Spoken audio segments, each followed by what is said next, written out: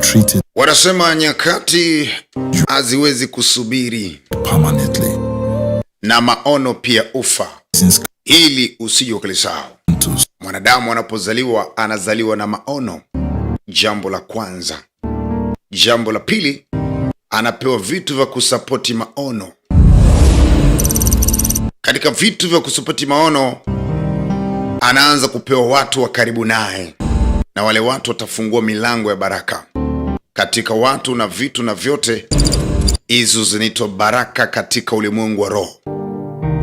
Kwa hiyo kinachoruhusiwa kuja duniani kwanza ni mwili tu, yani mwanadamu anakuja kama alivyozaliwa mtupu, ana viatu ana nini. Kuanzia hapo kilichopitishwa ni uhai tu, vingine vyote vitapita kwa nguvu. Ndio maana Biblia inasema toka enzi ya Yohana Mbatizaji mpaka leo, ufalme wa Mungu unatekwa na wenye nguvu, na wale wenye nguvu ndio wautekao. Hili andiko lina siri kubwa sana kama haujui. Lina siri kubwa sana, ikiwa na maanisha kuna maisha ya ulimwengu wa roho na kuna maisha ya ulimwengu wa mwili, na yote yanategemeana. Nguvu inaanzia ulimwengu wa roho, matekelezo ama matendo yanakamilishwa katika mwili.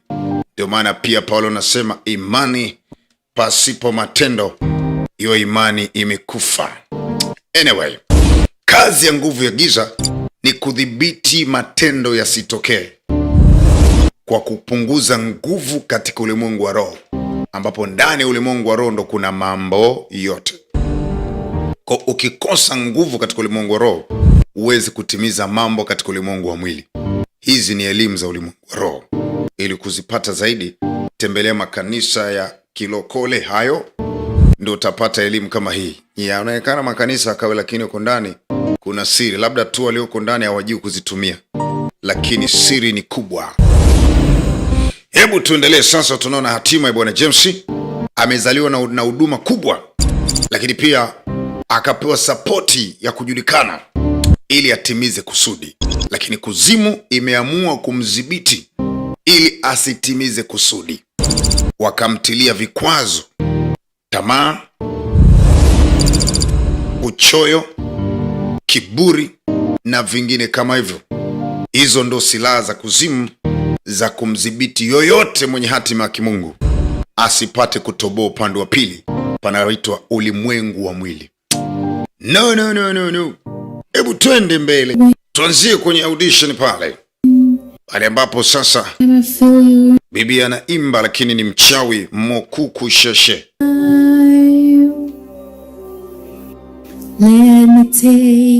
Tena anaimba kawaida sana, lakini tayari hii voice ishatia uchawi. So jamaa anaona kama vile ni malaika ameshuka kutoka mbinguni, anaimba, atamfaa sana kwenye bendi yake. Basi unaambiwa James akachukuliwa mzima.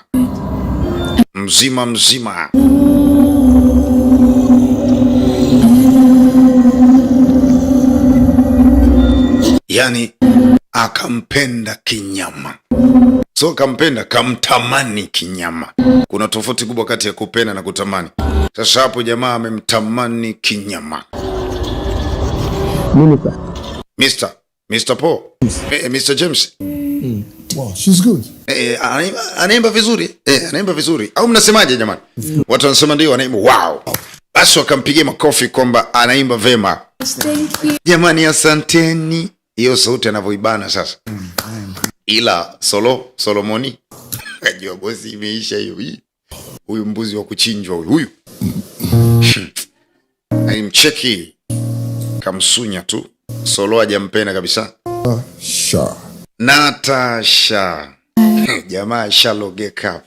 Hongera sana my dear, umefanya vizuri sana. Mbaya asante jamani. Nilikuwa nadhani nikupatie stage kwa mara nyingine kwa ajili ya audition nyingine. Sijui unasemaje? Are you ready for that? Anasema yes. Niko tayari. Hii audition nyingine itafanyikia nyumbani, chumbani. Lazima jamaa au ana testi mambo, ana testi mitambo, ndo desturi na kawaida yake. Inakuwaga so kawaida rafiki yangu. The international. International, mzee mkubwa. Solo mara nyingi nakujaga hapa geto kwake. Unajua pia. Jamani nimechoka sana. Sikiliza. Bele. Sorry lakini. Vipi? Amekuja na badio. Iko ndani shamleta shemeji. Nenda. Ile ngoma mpya lazima itestiwe leo. Audition namba 2 inafanyika hapa. Solo yuko pala anachunga tu. Sasa mpenzi wake alikuwa amesafiri mara zote bibi wanakujaga hapa. Sasa amesafiri, ameenda zake mbali tu kwa jamaa na free yuko huru unajua. No problema. Mokuku Sheshe, Malkia wa kuzimu katika sura ya mtu. Yupo hapa jamaa wangu anajua leo na faidi. Unajua unaruka unakorukaga kuna siku unadondoka. Sasa mwamba amedondokea pabaya. Yes. Uko tayari kwa ajili yangu? Anasema ndio. Hakika nyumba yako ni nzuri na asante. Thank you so much. Maskini kumbe Viviani anakuja. Viviani hasijue. Hase.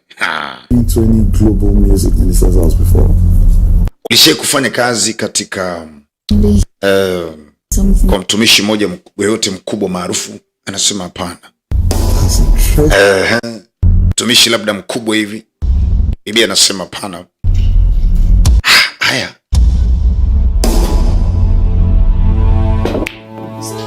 Hao Solo. Solomoni akashtuka. Mungu wangu. Shemeji. Wewe ulipaswa umeshasafiri. Uliniambia umesafiri bwana. Ndio lakini ndo nimerudi. Mbona umerudi mapema sasa hivi? Karibu Leo anajua James yuko hapa anasema James ametoka kidogo. Ameenda nje. Ameenda gig wapi? That's true. I'm supposed to be with him. Ameenda kwenye nani? Issue binafsi. Simgeenda pamoja nasema issue binafsi. She went to minister in one church like that. Anambia kwenye kanisa moja hivi ameenda amealikwa huko. Kanisa gani? Ambalo mimi silijui. Avestas inaitwa Avestas Soul Christian Rock. Hivyo ndio jina la hiyo. Muongo kweli yani. Avestas. Jamaa anajing'atang'ata hapo ni muongo kweli kweli. Anamtetea jamaa yake lakini sasa mambo yamesharibika. The mentorship. Do you mind if I get you a drink? Nadhani hutojali kama nitakuletea kinywaji unywe. Anasema always have. Kinywaji wakati wote ninacho bwana. Mimi nataka nikipata nafasi kama hiyo unajua haijagi mara mbili. Ni kama mwezi wa blue. Hebu niache Solo. Nataka nipumzike. Jamani. Ngoja basi. Jamaa najua leo mjuba anafumaniwa. Solo anataka. Solo na akili zako wewe. Solo ameshindwa kabisa akapambana. Kafeli. Mungu wangu. Njio basi. Jamani. Baby. Alikuwa anampiga kitu moja. James. Kama so bibi alitokea. Jamaa alikuwa anachukuliwa. Leo nasikia mtu amefia ndani kitandani kumbe na koga hivi. Acha alete purugu. Msogea. Nani huyu? Maskini. Viviani amekasirika mno. Mwanaume sio mwaminifu. Na ni mtumishi tena mtumishi mkubwa tu. I say. Hello. Basi Mokuku Sheshe. Stop her. Imekwaje nasema kwa nini umeshindwa kumzuia? Nasema huyu binti ana alama fulani ambayo imenizuia. Ana alama kwenye paji la uso.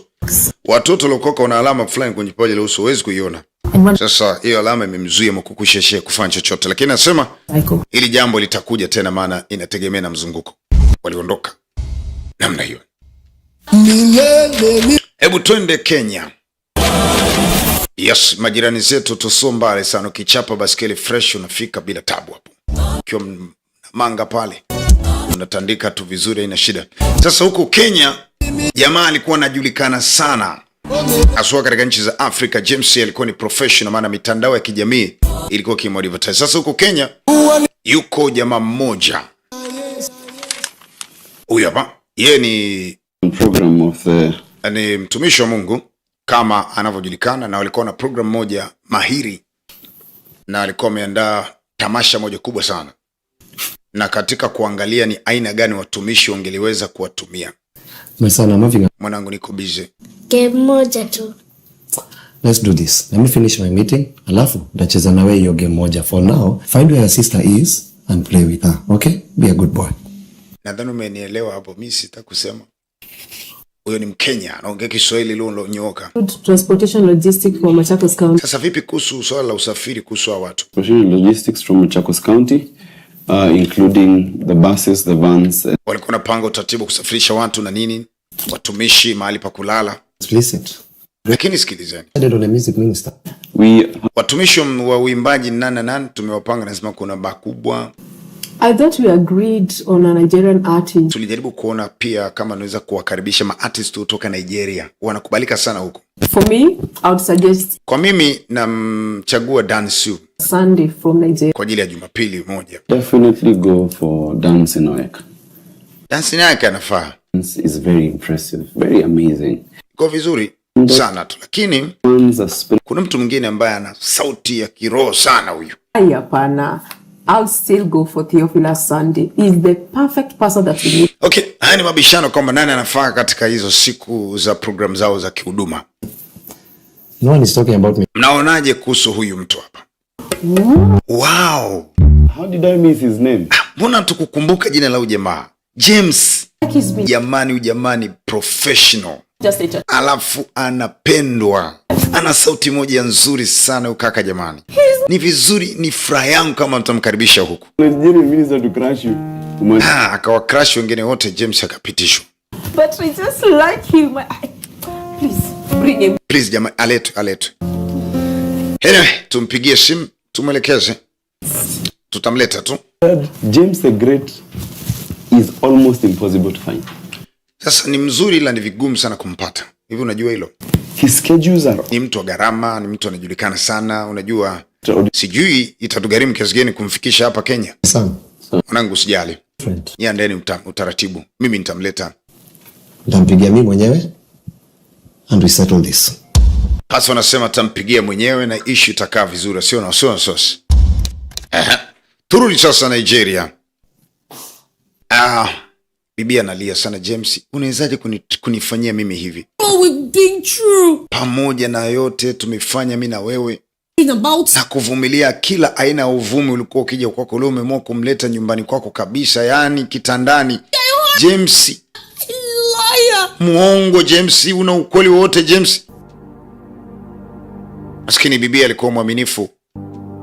Haamini kitu ambacho James amemtendea. Moment I came down to Abuja, I just had this restless nudge. Anasema nilishangaa tulipofika Abuja, najisikia kurudi tu, kumbe Bwana alitaka kunionyesha haya. Has given me my final conviction about. Kumbe alikuwa anataka kunipa maelekezo ya mwisho ya mimi kuishi na wewe. Kwa kweli Mungu amesema na mimi, na katika hili siwezi kuvumilia James. Siwezi kuvumilia tena. Vivian. Hey. Vivian. Aliondoka. Jamaa akajikuta amempoteza mpenzi Vivian, na skendo zikaendelea siku baada ya siku.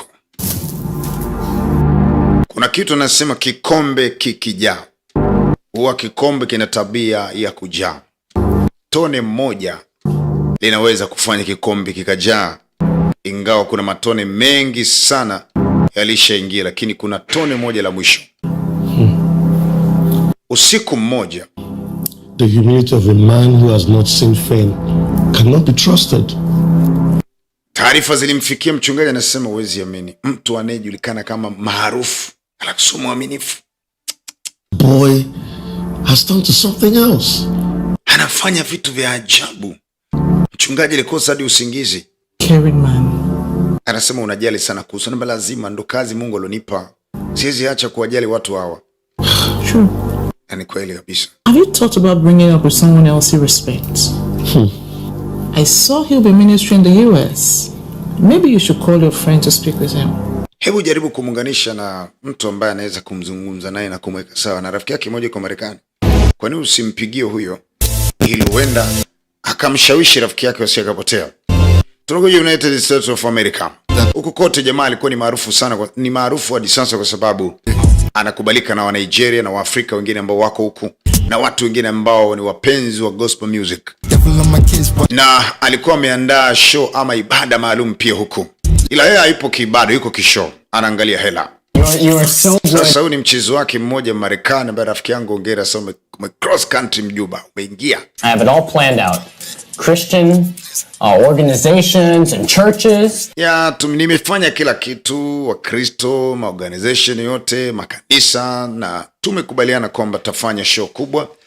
Na tutagawana 50-50 katika matokeo ya show. Anasema pamoja na wewe bwana inabidi uchukue tu 30, mimi nichukue 70 bwana. Mimi ndo muimbaji na mbaya haiwezekani bwana. Really don't. Hapana, haiwezekani.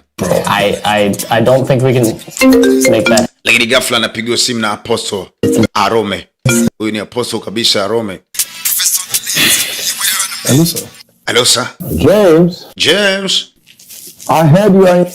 Nasikia Constant. Yes, sir. Ndio mheshimiwa nimeingia United States. That's great. Basi ni vyema. Can you make out time to see me? Sasa unaonaje kama utakuja kuniona? Okay, sir. Baba nitakuja. Basi uje unitembelee bana. Huyu ni Apostle unajuana sana kutoka Nigeria. Yuko Marekani. Huyu ni Apostle kweli kweli, yani hapo anaigiza lakini Apostle mmoja mkubwa sana. Ukitaka kumpata mtandaoni andika tu Apostle Arome. Ni moja katika mapast ama apostle wakubwa sana kwa Nigeria. Nikwambia movie imechezwa na watu wakubwa. Katika tasnia hii yani watu wa kiroho wakubwa. Ina mafuta kipekee movie na mafuta. Jamaa alipokaribishwa nyumbani kwa Apostle Arome, bado tabia yake ile ya kupenda mademo haijaisha. You know you're such a... Unajua binti ni mrembo sana. Kutana na Marekani mmoja amemleta mpaka kwa Apostle na kuambia nyumbani. Asante, wewe mzuri sana unajua I felt the spirit of God. Napokuona nasikia uwepo wa kiungu. Unajua nini? Is there someone to mentor you? Natamani kukuongoza. Kweli ndio. Africa? Kaa vipi nikupeleke Afrika? Wow. Nikuconnect na waimbaji wakubwa, watumishi wakubwa ili kulikuza jina lako kwa sababu pia ni muimbaji unajua. Jamani asante. Kama mzungu nakwambia, kama Marekani kada. Apostle akamkuta.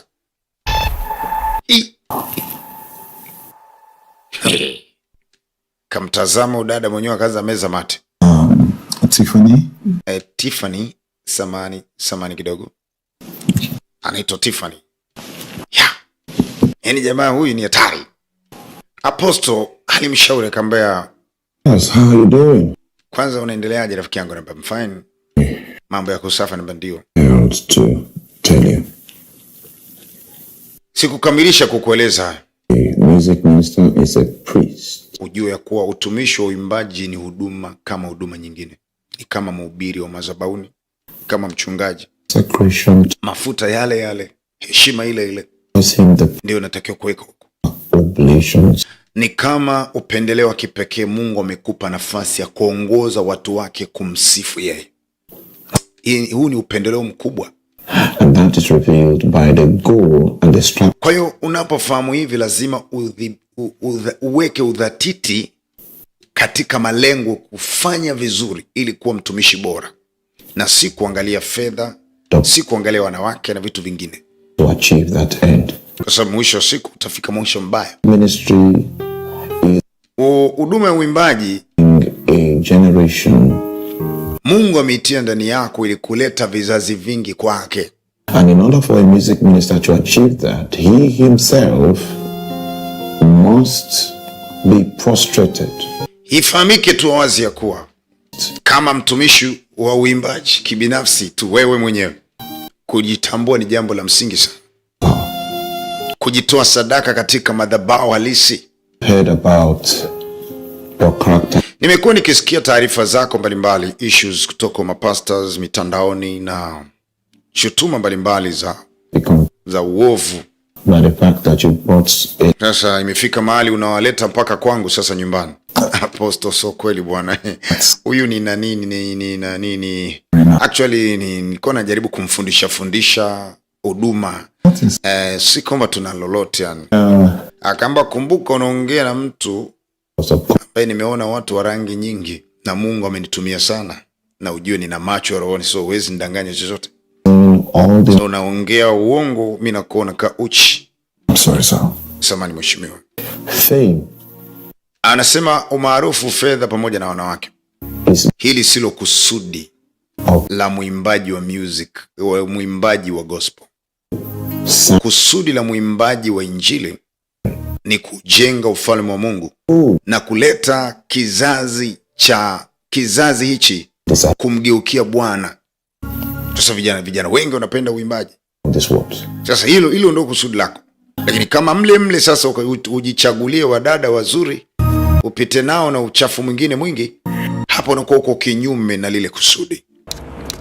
Ni maelezo ya watumishi wa Mungu. Tunakuja sasa Nigeria kwa kanisa lake. Zile habari zikapostiwa kama James, una maana gani? Naona umepostiwa na mtumishi mmoja kutoka Kenya kwamba Disemba 18 utakuwa Kenya. Wakati nimekuambia kabisa hiyo Disemba 18 tuna kongamano linaanza pa kanisani kwetu, na wewe ndio mtu. Nilikuwa nimesahau. Baba nisamee, nilikuwa James, you did not know. Usijifanye kama ujui bwana. Actually nilikuwa nimesahau, mtumishi wa Mungu. That I'll be ministering. Alinialika kule Kenya. Nadhani ule mwaliko wa Kenya umeshamfikia na umeshatangaza mitandaoni. Ila anasema ina shida baba, nitathubutu kuzungumza naye ili tuweze kuweka mambo sawa, nisije nikakosa huduma hapa nyumbani. Nita cancel utumishi wa Kenya. Mafanya hivyo haraka kabla siku sijafika. Na kuamini Convention. Katika unajua tuna kongamano la wokovu litafanyika takriban siku kadhaa. Tuna watu wengi tumewalika na tunajivunia kuwa na mtumishi mkubwa kwenye kanisa letu. So tunatamani sana tusiaibishwe na hili jambo.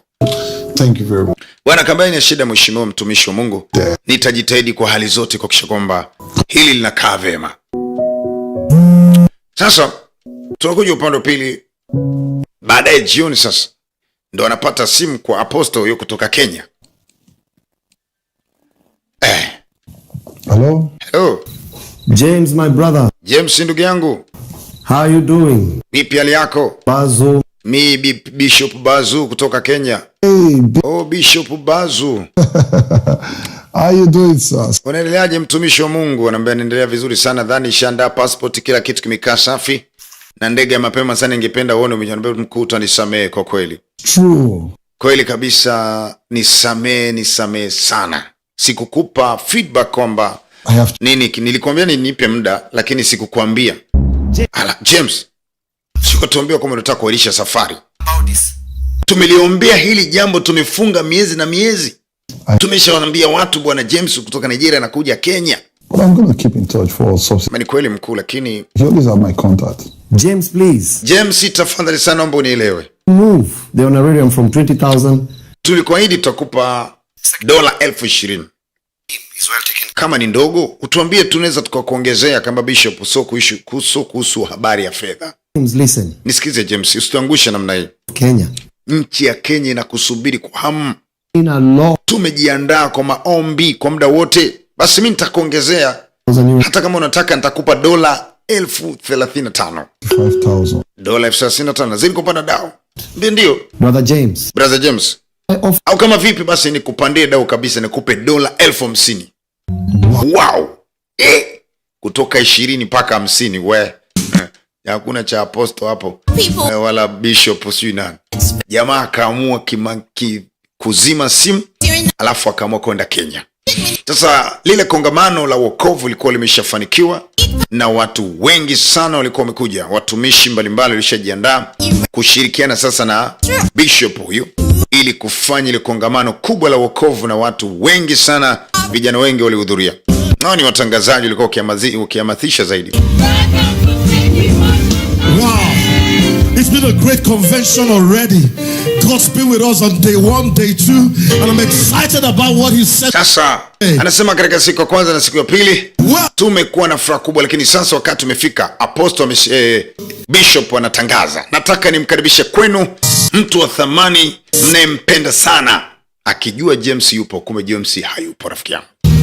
God is doing so much with the Seal Church around. Anasema Mungu ametubariki kanisa letu, ametupa watoto wa kike na wa kiume wenye uwezo mkubwa wa kumtumikia Mungu wao kwa ujasiri, wenye uwezo wa kutangaza jina la Kristo bila wasiwasi.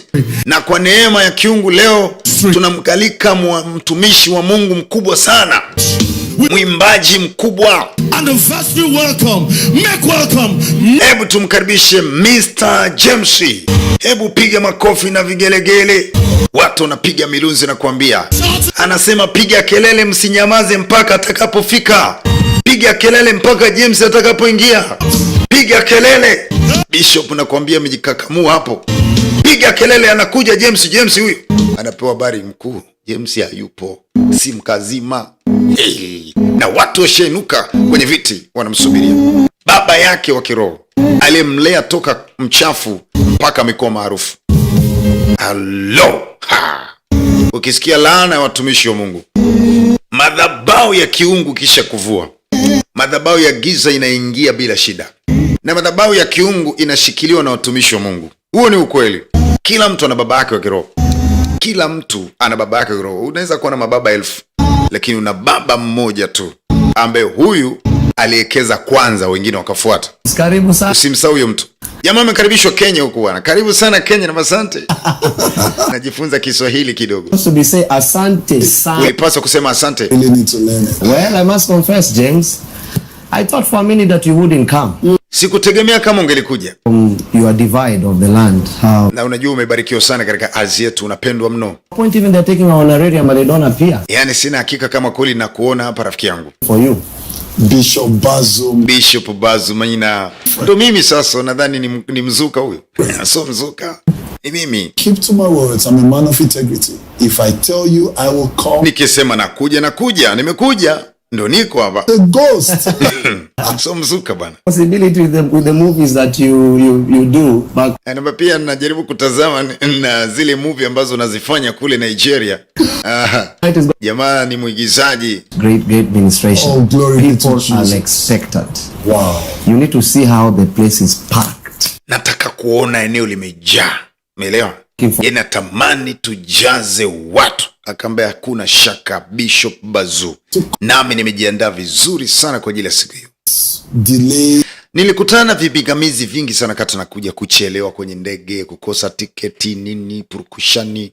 Lakini mwisho wa siku nimeingia. Last to my honorarium. Bishop Bazu, Mkenya mjanja sana. Bishop, I'm joking though. Natania bwana. Jamaa nataka ongezewe dawa kidogo, basi ina shida. Kwa kuwa tunamtumikia Mungu, tumshukuru Mungu. Sisi tushamaliza kwako. You visited Kenya. Karibu sana. Na iwe si mara yako kwanza kuendelea kuitembelea Kenya. Wow. Bishop. Utafurahi kwa kuja Kenya. Bishop usije ukaniua huko ananiambia ufi. Yes sir. Protocol, kaitwa jamani ito protocol. Anambia bwana mchukue mgeni huyu, mpeleke hoteli safi, ale anywe, relax, asubiri huduma. Ale anywe. Each other in the evening. Okay? Yes, sir. Protocol anasema mna shida mkubwa. Thank you so much. Asante sana Bishop. Asante sana. Basi amezarau huduma ya baba yake.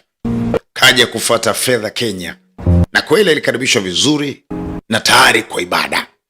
Tunakuja Nigeria sasa. Kitendo kile kilimuumiza sana Bishop. Bishop walilia mno. Kweli James ni wa kunifanyia mimi baba yake hivi. Ananidhalilisha mbele za watu wengi. Embarrassing. That means Kamati ya kanisa, viongozi wakubwa pia wakajadili kumtia moyo Bishop, pia ameumia sana. Also it's embarrassing. So please forgive him. Wanasema mtumishi wa Mungu msamehe tu. Lakini atamuibishaje babake namna hii? Kwa nini azime simu? Kwa nini asingesema tu sintokuwepo mapema? He's like a lost sheep, you know. Tuseme ni kama kondoo aliyepotea tu huyo. Of course. Haiwezekani James amtendee baba yake namna hii. Alikuja hapa James hajui chochote. James amefundishwa kuimba hapa, ameshika maiki hapa. James amejifunza ki hapa. say something. Baba anaulizwa, unasemaje Bishop? Bishop ameumia mno. Neno la Bishop mbele za Mungu ni amri. Maana na mamlaka katika mambo ya mwilini. Anasema Spirit has released him. roho yangu imeshatoka kwake. Ile kitendo cha kusema roho yangu haipo kwa James. James ni kama yuko uchi. Yaani moyo wa mtumishi unasema huyu mtu katika himaya ya kondoo ambaye Mungu alinipa hayupo. Tayari yuko uchi. Maana sasa alikuwa ni kondoo hana mwenyewe. Shetani wanadili na wao. Maneno haya akamvua, anasema simfahamu, simtambui. Alivyonifanyia basi mimi nimemsamehe. Ila simhesabu kama mwanangu tena. Hayupo. Kwenye kifua changu hayupo. Yaani hata kumuombea hawezi kukumbuka. Amemvua kabisa. ogopa, na kama kuna mahali umevuliwa na mtumishi, nenda tu, una uhakika ni babako wa kiroho kabisa, nenda malizana naye. Tunakuja Kenya huku maeneo fulani Muranga, na huku ndiko ambapo jamaa anatakiwa kuja kufanya huduma. Ilikuwa ni kongamano kubwa sana, na ile kanisa limekuwa maarufu sana pale na matai karibu Afrika nzima, liko Kenya chini ya Bishop Bazu. Jamaa akaona Israel hawezi kuzipoteza namna hii.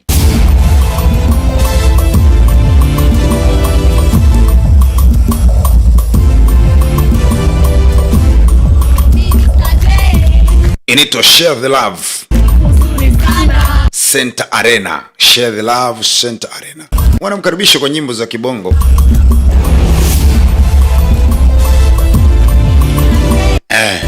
Mr. James, karibu sana.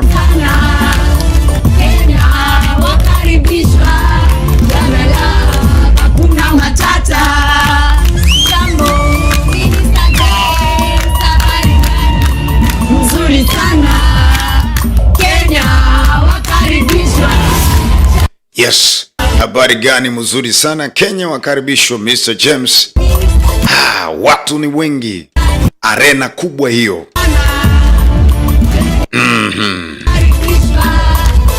Hebu tuone itakuwaje. Na saa ilipofika watu walikuwa wamejaa mno. The Love Center. Praise. Panaitwa Share the Love Center. I have been praying. Tuliomba, tukafunga, tukajiandaa, tukamuuliza Bwana, tukitamani siku ya leo ifike. Hatimaye Mungu ametupa, na tuko na mtumishi mmoja mkubwa sana ambaye maelfu na mamilioni ya watu mitandaoni wanamfuatilia. Jesus Joy Kenya. Na kwa sababu hiyo tunasema kwamba Yesu ataifurahia Kenya kwa sababu ya mtumishi wake. Hebu naomba tumkaribishe kwa vigelegele vingi wakati Mr. James anakuja katika madhabahu ili apate kutuhudumia. Watu wanashangilia kweli kweli. Hello. Ase. Basi bwana, kuna kitu kimoja nataka ufahamu.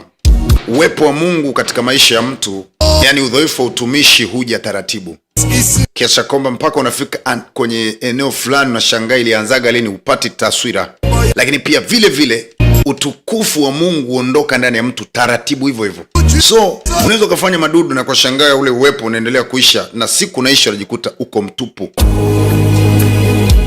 Hallelujah. Ndo pale sasa unaambiwa kumbuka ulipoanguka ukatubu. Maana kesa upako unakuja hujui, na saa unaisha hujui. Ni swala la kukaa karibu na Mungu, na Mungu atusaidie.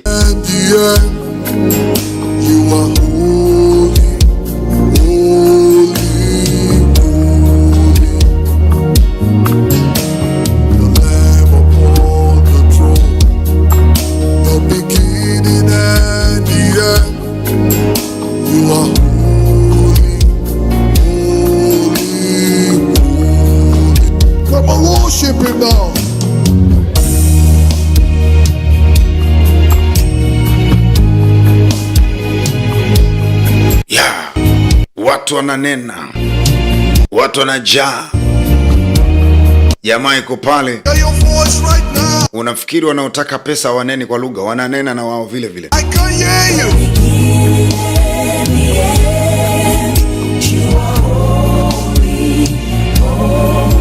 Kutaka pesa sio dhambi, ila Mungu kwanza. The balance of my honorarium. Sasa mwisho wa siku kila kitu kimekwisha, anasema nataka balance. Na kila kitu unaonyeshwa hapa, ulishalipwa kila kitu. Records are you acha kichaa wewe, nimelipwa sangapi?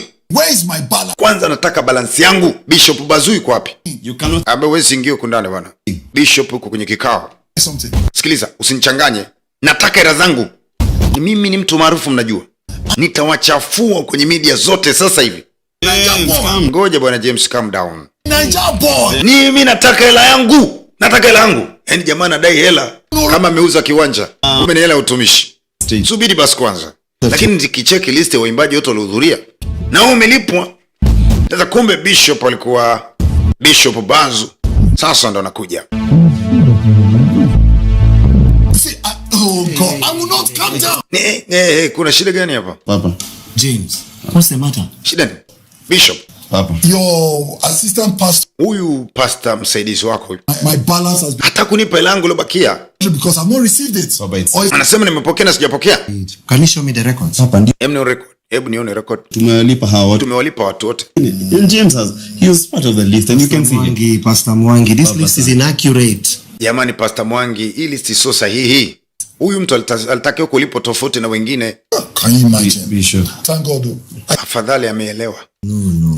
Don't say that, Mr. James. Usiseme Mr. James.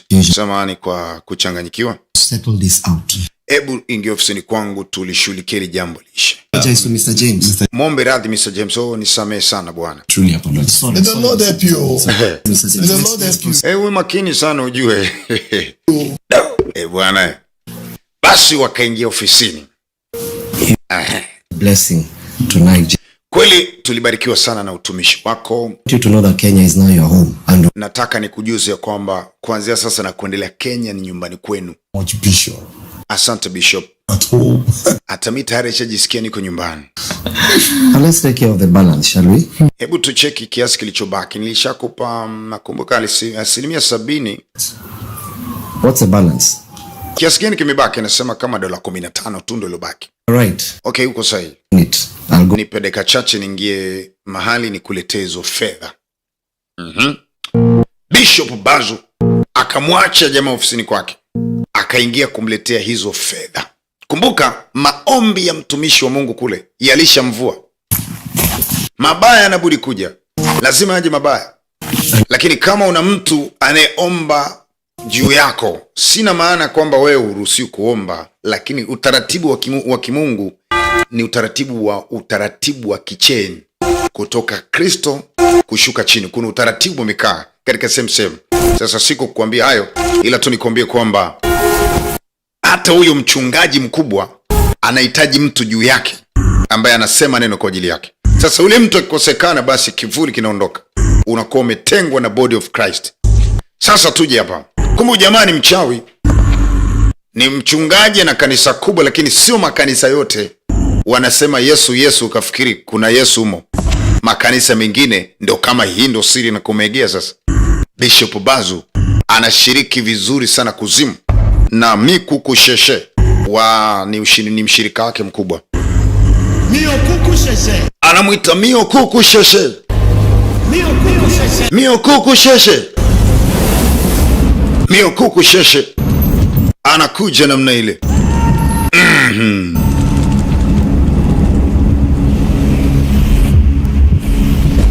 Wezi amini. Have summoned me, Bazu. What do you seek? Mikuku Sheshe. Anasema great Mikuku Sheshe. Na inama mbele yako na kusujudia. As you instructed. Nimefanya kazi yako kama ambavyo ulinielekeza. Speak. Ongea haraka kwa uwazi. James. Anasema yule mtu aliyekusumbua kwa muda mrefu, mwimbaji kutoka Nigeria anaitwa James. James? We sought since his... Unataka kuniambia yule aliyetusumbua toka siku anazaliwa umefanikiwa kumtia katika imani yetu? Kingdom. Na ameshatumika katika madhabahu zetu. Anointed. Na umemtia mafuta. Anga sasa sikiliza. Finally. Mwisho wa siku tumemkamata. Tumepata dhabibu zetu tulizozisotea kwa miaka 30. What is his weak points this time, Bazu? Hebu niambie Bazu, point yake sasa hivi, udhaifu wake mkubwa uko wapi? Tunataka tumkamate katika udhaifu wake. His weakness. Anasema udhaifu wake mkubwa kwa sasa, amejawa na tamaa kubwa sana. Tamaa ya kwanza ni fedha inayofungua milango mingine.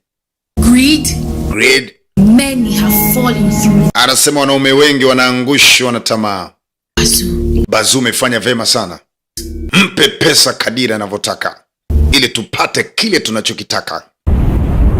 Bas, fedha ambazo atakwenda kulipwa leo hazitoki popote, bali zinatoka katika mkono wa Mikuku Sheshe. Kwa wana pesa, akiingia na anazitoa tu. Take this. Anabashika hii. To him. Mpatie pesa hii, na akishika pesa hii kuanzia na akimaliza kutumia hizi pesa, maisha yake yanakuwa mabaya siku zake zote. Namna hiyo. Basi anapokea ile fedha. Do not forget. Akambe usije ukathao. kuweka mikono juu ya kichwa chake.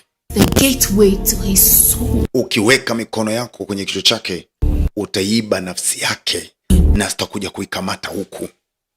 Ndio maana tunasisitizwa, sio kila mtu wa kukukia mikono. We have waited too long for. Tumemsubiri kwa muda mrefu sana bwana.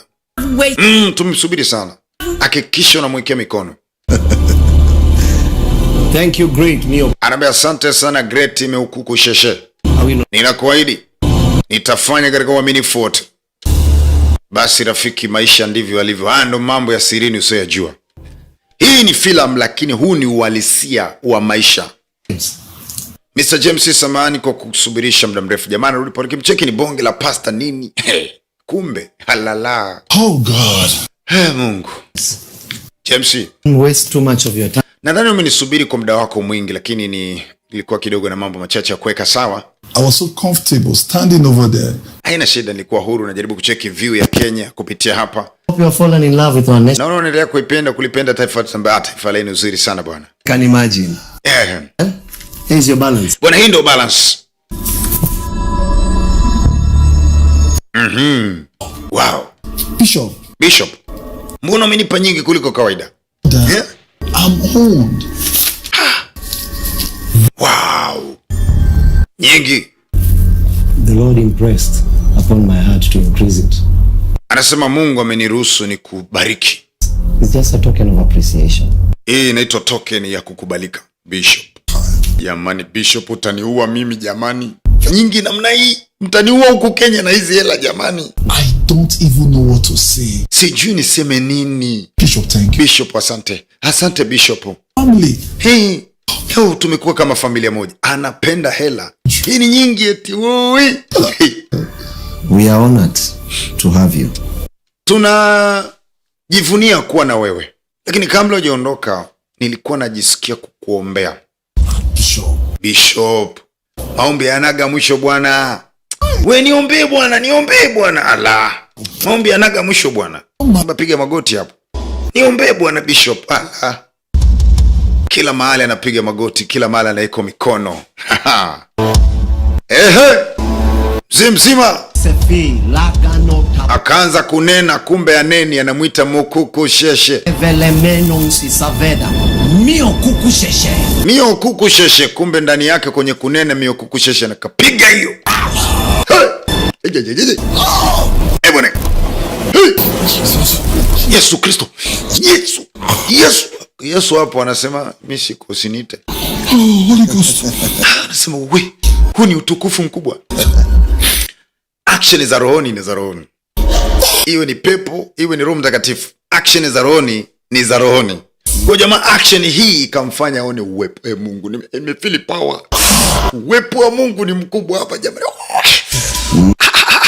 Si kusikiaga. Asante Yesu. Mzee baba anacheka. Kumbe boy ameingia kwenye 18. The power, didn't you? Umesikia nguvu? Nimeisikia. Una upako. Asante Bishop. Asante kwa maombi. Thank you. Kwa kila kitu asante. James. Tumekubali James. Taking you to the hotel. And also. Utaenda kule kwenye hotel na usiku wa leo nitakuletea bonge zawadi. Inatosha jamani, hii ulionipa inatosha. Unataka kuniuani ni huku Kenya. Anambia wewe nenda, kuna kazawadi kengine kata kuja usiku pale kwenye hoteli. Kajiandae kwa ajili ya zawadi. Protocol. Ndio mtumishi wa Mungu. Sindikize jamaa hotelini. Basi mjumba akapeleka hotelini.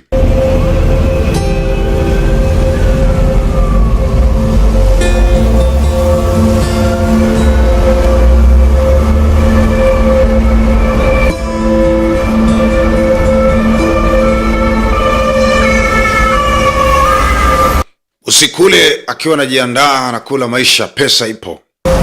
Alijisikia kuwa ni tofauti na siku zingine. Kumbe tayari mapepo nafsi shakamatwa. Ipo kuzimu, wanataka kukamilisha. Anapigiwa simu baadaye majira ya night.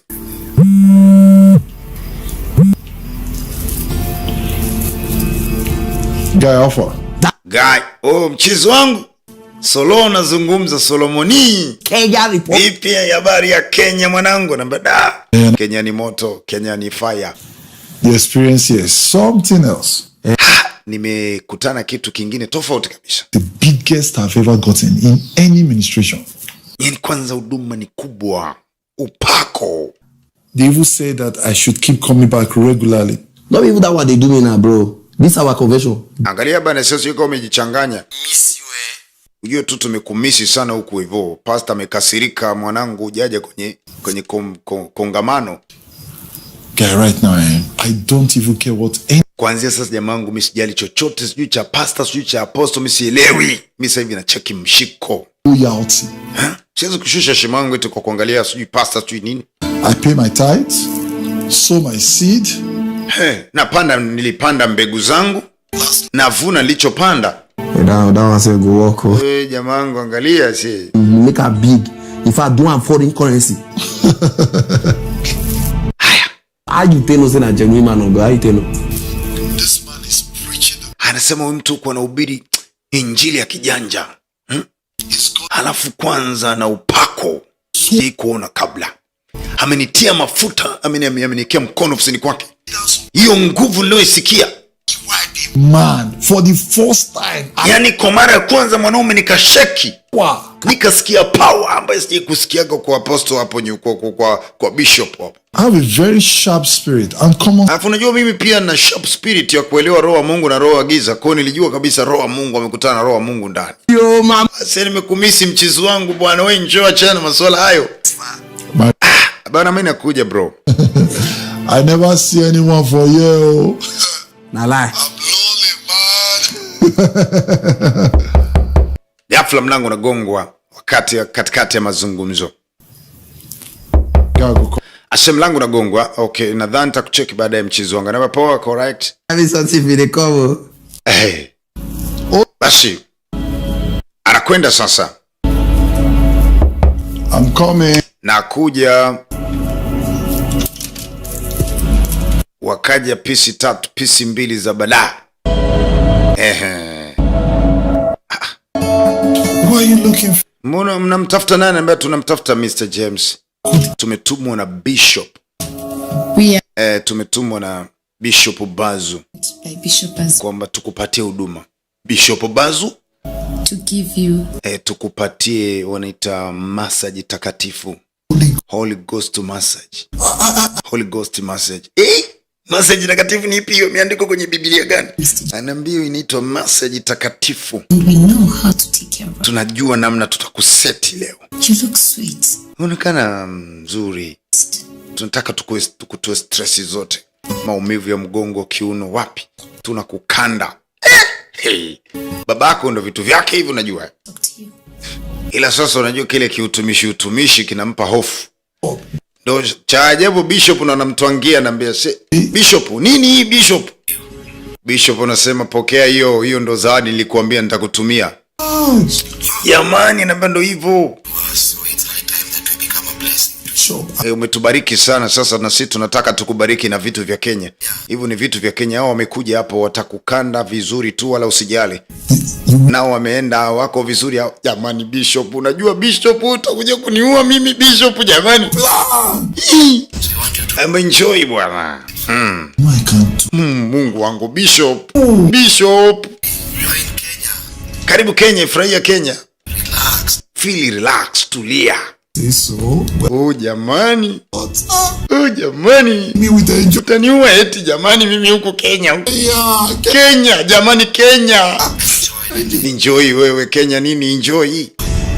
Ili uikumbuke kuwa Kenya na kupenda. Kama Bishop amekubali, mimi nani nikatae? Baba we, tuneni. Kama ndo mtindo wa kichachichachi na Bishop mwenyewe ameibariki. Nani ampingana na sauti ya Mungu? My God, my Lord. Watu wangu wanaangamia kwa kukosa maarifa. Sasa aliporudi baadaye anakabidhi ile nafsi aliyeshika kwa mikono yake kwa Mukuku Sheshe. 3 times. Umemwita mara 3.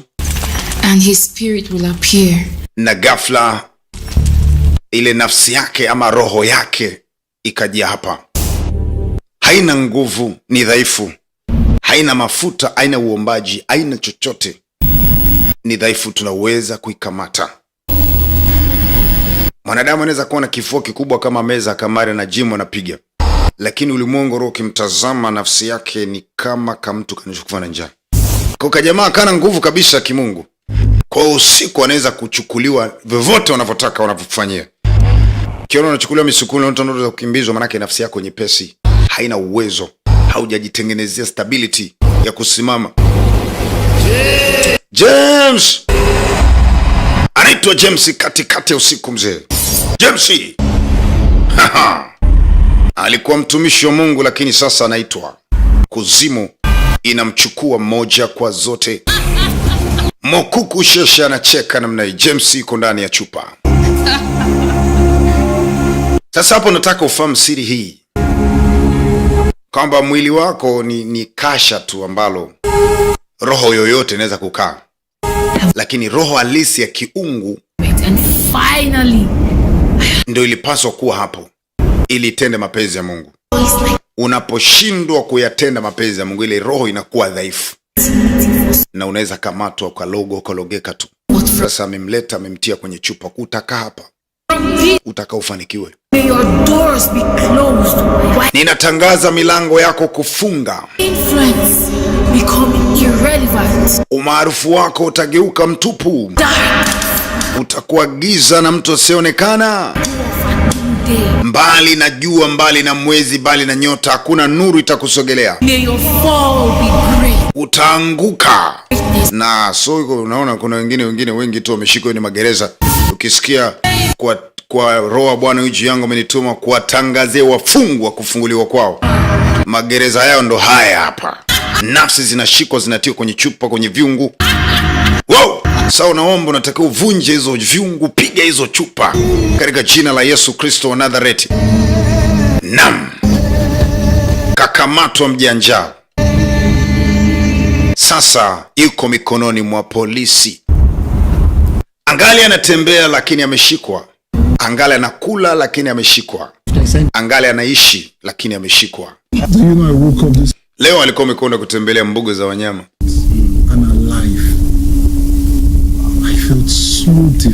Anasema nilipoamka asubuhi, nimejikuta tofauti kabisa na siku zingine zote. Yani sielewi.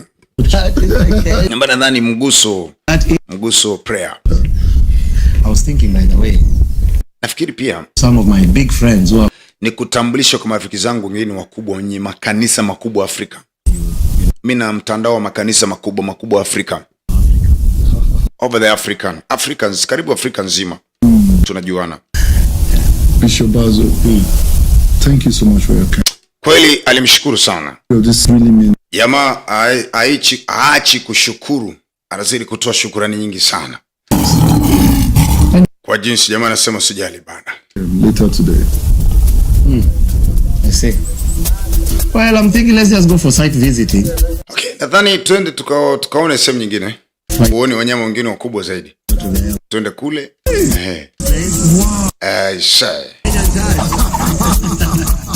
Hii ni sehemu ya kula raha, unaangalia wanyama upendavyo. Basi jamaa anakula maisha, asijue kwamba ni maraka ya mwisho. Hiyo ni Kenya bwana. Them say now by luck, on God I put in the work. I'm a star and I shine, not so bright, nobody can deny. Biggest mini star in town, my new song of this Spotify. You want me my manager, bring 50 million, we go manage and was 20 million, no I can't take that. Did you look on my card at this part that side? Get up, I tell you, if I begin to tell you my story, see, you tell me no call you, everybody want to call me their homie. Oh yeah, in my head no be so good. As I move only cause they follow. Hatimaye siku zikaisha. Baada ya miaka miwili, nimekwambia matokeo ya nguvu za giza huyu anakuwa ni taratibu. Give us 2 million. Miaka miwili. Hali imekuwa mbaya.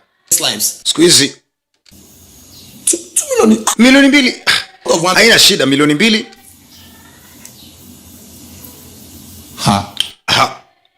bwana. Hello. Oh.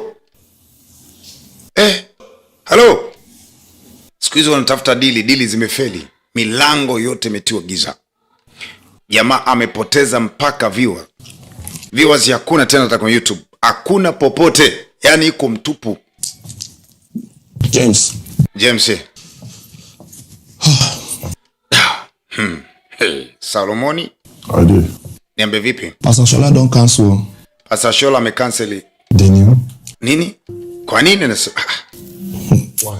Kwa nini? Basi elewi. Again. Amesema tu basi, please najaribu kumwambia tupunguzie, tutapunguza bei wapi? 2,000,000 mwisho akasema hataki. Hata bure hataki. Hali imekuwa mbaya. This program, the Joy Fest. Yes. To Joy Fest, check it.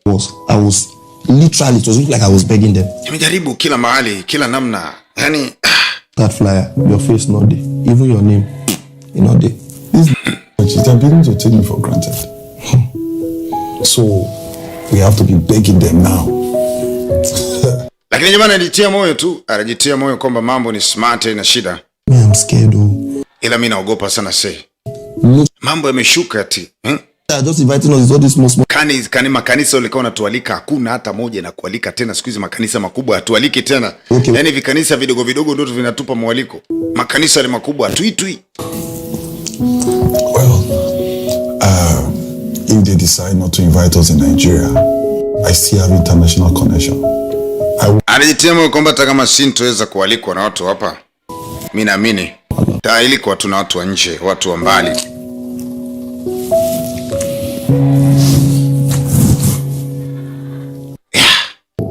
Hello Junior.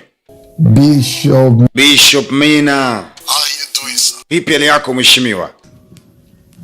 I've really been busy lately.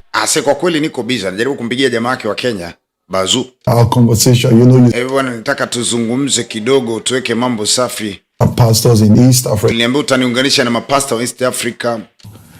My team, mimi na timu yangu tuko tayari, tunahitaji kutumika ki-international. Jamaa anacheka anambia James. Thinking of you. It's just that unajua sasa mimi sifikiri tena kuhusu hilo, shasahau. We have a song that is trending. Unajua kwa sasa pia kibinafsi huna nyimbo yote ni trending. Hauna nyimbo inayokubalika.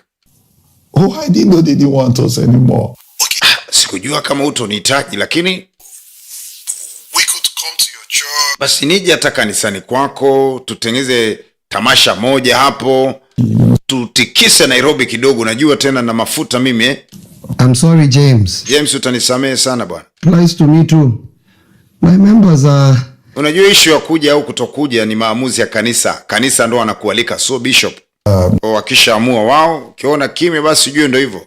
Lakini mheshimiwa bishop nifanyie mpango bwana. Bye. Bwana kwaheri bwana, usinipoteze muda. Bye. Halo? Kamkatia. Nini shida? Babu. Hamna kitu.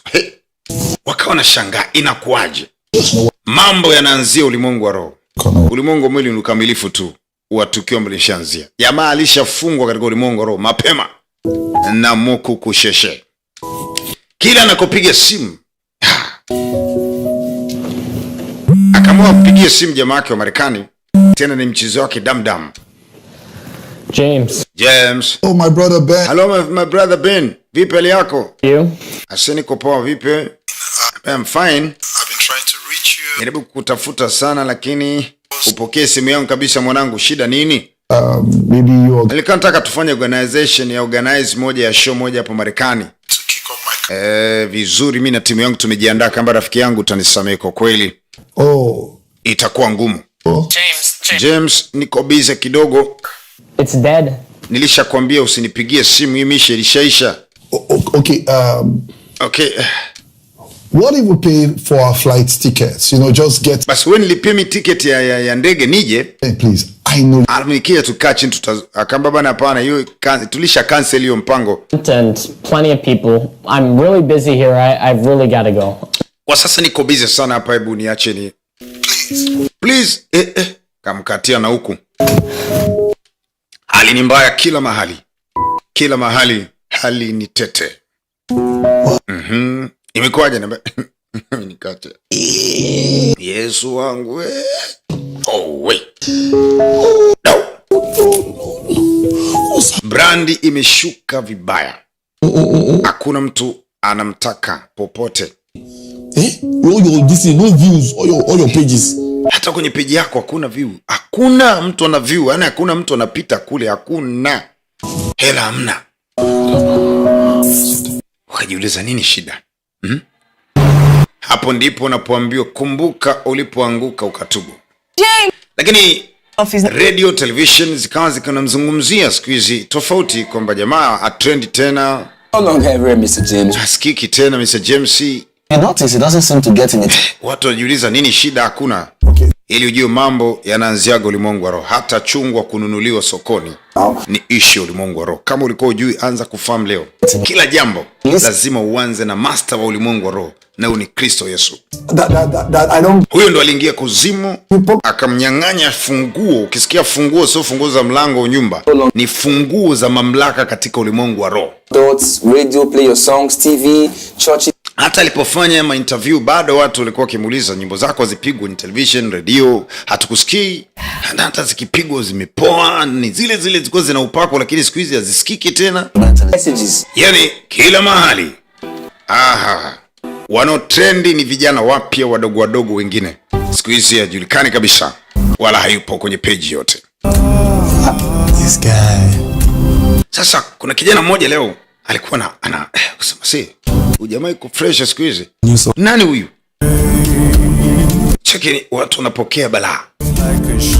Who is it? Kwani nani ambaye umjui huyu? Usi Lawrence Oyo. Lawrence Oyo. Ndio Lawrence Oyo. Familia. Kama hilo jina nalijua hivi, anasema labda nikukumbushe uliwahi kukutana naye siku moja. Kama nakumbuka alikuwa tumetoka kwenye studio moja au One guy that accepted us that was playing. Chali mmoja alikuwa anapiga gitaa pale, anasema nisikilize. Ndio akavuta picha. Yule alimtimua kwamba wewe una ndoto wala uwezi kuimba, bora utafute kazi ya kufanya.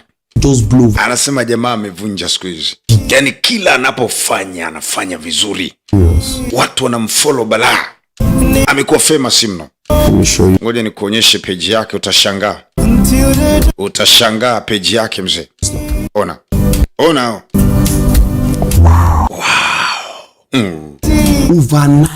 Overnight. Kijana ametrendi huyu. Wetu. Okay, baba, nimepata idea. I have an idea. Nimepata wazo. Sasa hivi umezima hewani usikiki. Tunamtumia uchali. Mtafute uchali, ongea naye huyu mtumishi. Sawa? Mfanye nini? Collabo. Ukifanya naye collabo watu wanakumbuka, unaibuka tena. How would that work? Sasa nitampataje? Utampataje wewe? And revive our music career. Huyu atainua huduma yako.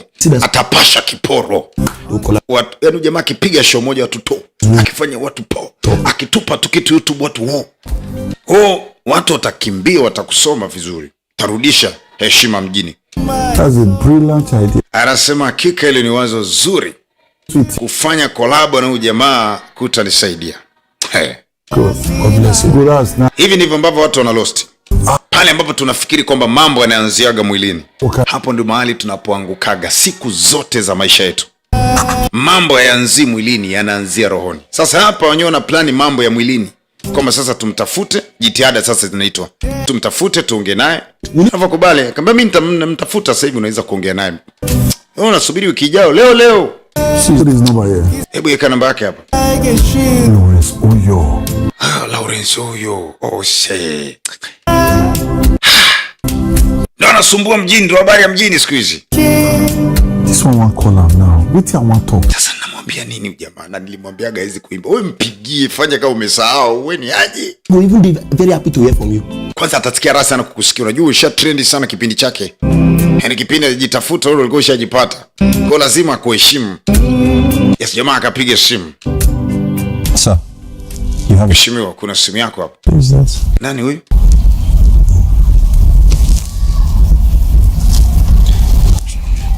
Hello, this is... Hello, ni Mr. Lawrence. Hello. Mtumishi. Oh, Lawrence. Hey, Lawrence, mtumishi wa Mungu. Mr. James. Mr. James. Oh. Za mchana mheshimiwa. I usually don't need introduction. Yani, kumbe sihitaji hata kujitambulisha. Hakika nimekupigia simu kukupongeza kwa kazi nzuri sana ambayo naona unaifanya mtandaoni na watu wanapokea nguvu. Naona kama uimbaji wako umekuwa mkubwa sana. Hakika tunajivunia wewe. Watu wanakupigia simu kwa ajili ya huduma, watu wana like, watu wana comment. Uko kila mahali mdogo wangu, umetisha sana unajua. It's all glory and adoration remains his. Anasema yote ni kwa utukufu wa Mungu. This day will come. I remember those days that you were looking up to me. Nakumbuka zile siku ulipokuwa unakuja kunitafuta ofisini kwangu na nini. Nasikia raha kusikia kwamba leo utumishi wako umekuwa ni mkubwa.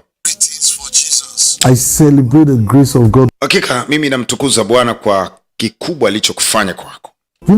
They hot now. Hiyo ndio inaitwa usiruke mamba kabla hujakanyaga mtu. I want us to work on the song together. Mimi natamani tuimbe nyimbo moja pamoja. Sasa anaomba collabo. You can put a touch of your magic on. Yes, nitie ule upako uambatane na wewe, ondoke na hicho kitu na ambaye ina shida. On the gift that he has given us. Tunamtukuza Mungu kwa zawadi alizotupatia. Hizi zawadi za Mungu kwetu. Let him come and breathe on this my song. Basi mimi naomba tukutane na mimi nikupe nyimbo yangu na ya kwako tu mix, tutengeze collab moja safi.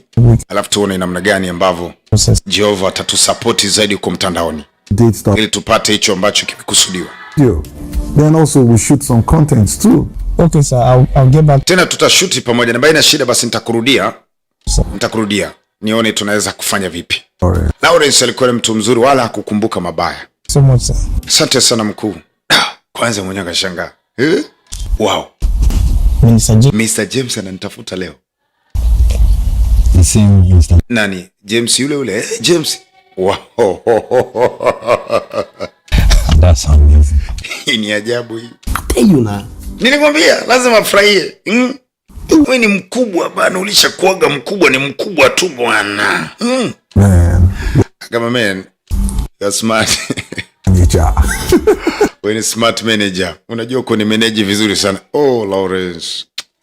Basi jamaa kajisikia fresh kwamba akifanya collabo na huyu mtu ambaye ana trend kama ilivyo wengi wanavyoamini, basi mambo atakuwa safi kabisa.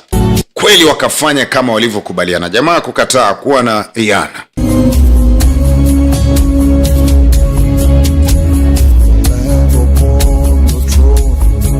The beginning and the end. You are holy, you are holy, you are holy. The Lamb upon the throne, the beginning and the end. You are holy, holy, holy.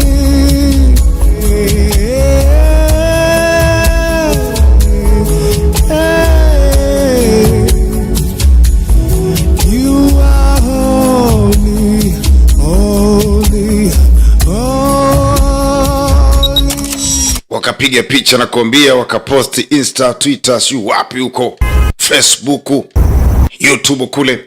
Wakasubiri kuona sasa watu wakilike, watu waki. Ndio kwanza nakwambia siku hiyo page hakuna mtu aliingia, walishangaa.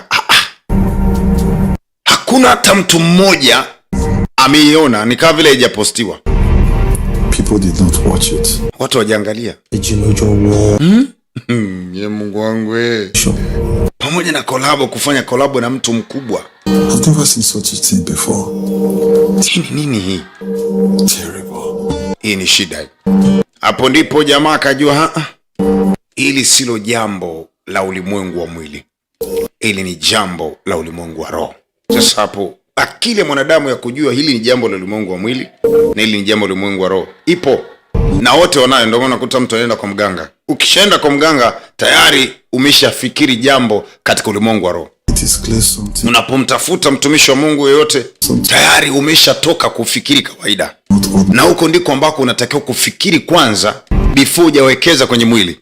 ambapo watu wengi ukishachoka mwilini sasa anakwenda katika ulimwengu wa roho. Of course ni sawa kwa upande fulani, lakini unapoteza muda. Kila jambo linaanzia katika ulimwengu wa roho, na katika ulimwengu wa roho kuna kimoja tu inaitwa neno, na hilo neno sio neno lingine bali neno Kristo. Ndo funguo za kila mlango katika ulimwengu wa leo. Jamaa akaanza kusikia moyoni maumivu kwamba hii sio kawaida, sio kawaida. Hata Lawrence anashangaa, view 2000 tu. Haiwezekani, haijatokea. Hata nikiposti picha oga napataga zaidi.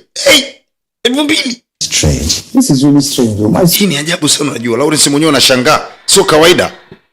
Ukifanya kazi na mtu mwenye mkosi unaona kuwa na mikosi vile vile. Always spread and reach thousands and millions. This is the first time. Yani kwa mara yangu ya kwanza napata view chache. So strange. Hii ni hatari. Hii si kawaida. There is something off about Minister James. Kuna shida kuhusu Mr. James. Watu wa ulimwengu wa roho wanalijua hilo. Hii sio kawaida. Kuna tatizo. Because there's this spiritual presence, this weight that his ministration and music used to carry. Yes. But lately I don't see it there. Yes, I observed. Wakaona jadili kivyo. Burnout. Lazima kuna shida, kuna namna amekataliwa. Strange. Hii haikuwa kwao tu. Jamaa alisafiri paka United States of America kwa apostle mmoja ambaye kidogo ni rafiki sasa kwake, anaitwa Arome. Kama ni mfuatiliaji wa mahubiri basi mfuatilie apostle Arome, utaweza kuona mafundisho yake. Ni mtu mkubwa sana na makanisa mengi sana. Alirudi kwa baba. Baba ni baba tu. Of course sio baba yake wa kiroho, lakini ni mtumishi wa Mungu aliyekabidhiwa madhabahu. Amekuja leo, ameishiwa, analia tu. I saw this coming. Anasema niliona ujio wako mapema. You were rooted in your stubbornness. Una milango yako imefungwa katika ulimwengu wa roho. It was because I saw in the spirit there's something spiritual that was done against you. Kuna jambo la kiroho katika ulimwengu wa giza limefanyika kinyume na wewe, ambayo naona kama utukufu wako umeondolewa. And that's why yani ile crown imeondolewa.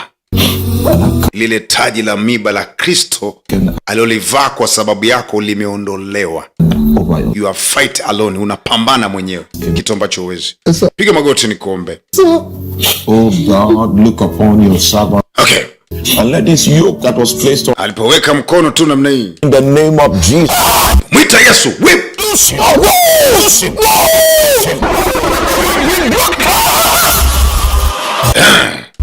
Kuzimu ikataruki. Huu ndio ujasiri tulionao. Kila tumuitapo Bwana huwa anasikia.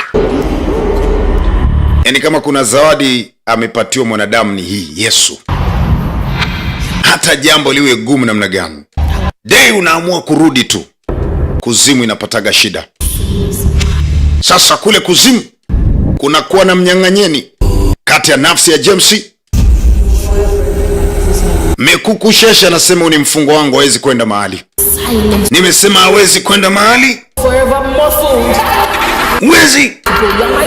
Wewe ni wakwangu, wewe ni mfungo wangu, utoki hapa. Utoki kwenye madeni, utoki kwenye magonjwa, utoki. You are mine. Alafu Kristo anasema huyu ni wangu, nimemlipia kwa gharama ya mauti. Huyu ni wangu. Ndipo jamaa anashangaa kule kuzimu, anafungua macho. Chupa inapasuka pale pale. Katika jina la Yesu. Anasema pana. Anapiga kelele kuzimu. Basi Mokuku Sheshe na ufalme wake wanakuwa wamefeli katika assignment hii. Baada ya kufeli, yani walifeli alipozaliwa, na wamefeli tena katika jina la Yesu katika awamu ya pili. Na iwe kwako pia, kama unaishi na wafeli pia katika ukamilifu wa kile ambacho Mungu amekuahidi kufanya. Bwana anasema And I know you're free. Najua sasa umefunguliwa. Apostle anamwambia, lakini we still have a little problem. Nimeona matatizo kadha wa kadha. That God does are in certain time windows. And unajua kila jambo limepangiwa muda wa kutimia. Ni hatari sana kupoteza muda, maana unapishana na mambo yalifichwa katika muda. We need to seek God's mercy. Kwa hili wapaswa kurejea tena miguuni mwa Bwana na kumuomba rehema ikiwezekana. Arejeshe siku zilizoliwa na parare na madumadu na nzige ili upate kufikia. La sivyo utafika lakini katika uchache. He doesn't want to see me anymore. Lakini pia uende ukaomba radhi kwa mtumishi wa Mungu babako wa kiroho. Anasema atamani atakuniona. Anasema nenda. Go back. Nenda. Roho wa Mungu ashazungumza naye katika ulimwengu wa roho. Anakusubiri kwa hamu. Akurejeshe tena katika mikono ya Mungu. Yule ni baba yako wa kiroho. And I believe that Apostle hakuamini na macho yake. Bishop alipotazama kijana wake amekuja leo. And your practice of ministry will be accurate. Hawa watu wa Mungu wanawapa moyo mkubwa sana wa kupokea watu na kuwatunza na kuwavumilia.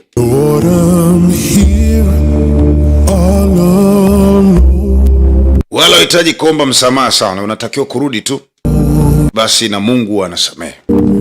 Maana mtumishi wa kweli hana kinyongo. Alikuwa anamsubiri kwa hamu. Hataki asikia atanisamehe baba, hapana. Ndani yake tayari bishop anamsamaha. Of my sins were too strong. Lord, I'm empty and tired. Take me home. Naam. Ilikuwa ni baada ya miaka 4 kupita. Ule mkosi uliisha. Nirudie lile neno alisema Apostle kwamba kila jambo liko kwenye wakati. Kwa hakuwa tena famous kama alivyokuwa mwanzo. Alibadilisha direction ya maisha. Na sasa wezi amini dereva wa Uber. Alright. Ila maisha yake ni mazuri, ana amani. Maisha ni mfumo. So much. Let me help you. Yes. Sasa yuko kwenye mfumo mwingine, kutoka kwenye mfumo muziki sasa yuko kwenye mfumo mwingine. Mfumo ule ili mradi ya amani. Siku moja alikuwa anabeba mizigo. Mama mmoja hivi. Know you from somewhere? Hika vilishe kuona mahali ukaka. Very familiar. Tena kama nakufahamu sana. Somewhere. I don't know. No. Hapana, nitakuwa nakufahamu kaka na kujua. Wewe sio mtumishi wa Mungu James wewe. Mwimbaji James yuko. Wewe si ndo James? Oh my. Mungu wangu. Driving James.